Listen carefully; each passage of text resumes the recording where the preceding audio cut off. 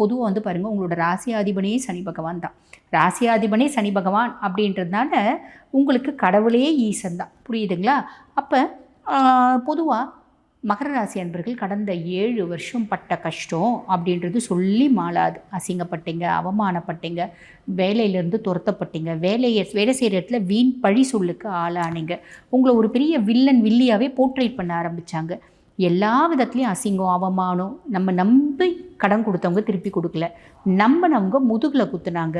உறவுகள் எல்லாம் வந்து பார்த்திங்கன்னா துரோகமாச்சு, உறவுகள் எல்லாம் பகையாச்சு. அப்படின்னா அதுக்கும் மேலே வெளியே தான் பகை, எல்லா இடத்துலையும் பிரச்சனை. அப்படின்னா நம்ம பெற்றதுங்களே நம்மளுக்கு பெரிய பிரச்சனையாக இருந்துச்சு அப்படின்னு சொல்லலாம். அப்படின்னா அது வந்து மிகையாகாது. அப்படின்னா எல்லாமே கொடுத்தான், எல்லாமே பிரச்சனையை கொடுத்தான். உடம்புல வந்து பார்த்திங்கன்னா நோயும் கொடுத்து எங்களை உட்கார வச்சானேம்மா சனி பகவான், எங்கள் ராசியாதிபன் சொல்கிறீங்களே அப்படின்னா உங்கள் ராசியாதிபன் தான்.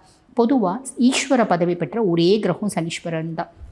பாரபட்சம் இல்லாமல், கரிசனம் இல்லாமல், யாருக்கும் வந்து பார்த்திங்கன்னா நம்மளுக்கு ரொம்ப நெருக்கமானவங்க அப்படின்னு தூக்கி நல்லதும் செய்யாமல், நமக்கு பிடிக்காதவங்க அப்படின்னு எக்ஸஸாக கெட்டதையும் செய்யாமல், பாரபட்சம் இல்லாமல் தண்டனை வழங்கக்கூடியவன் சனி பகவான். அதனால தான் அவன் ஈஸ்வர பதவி பெற்ற ஒரே கிரகம், நீதிமான் அப்படிம்பாங்க.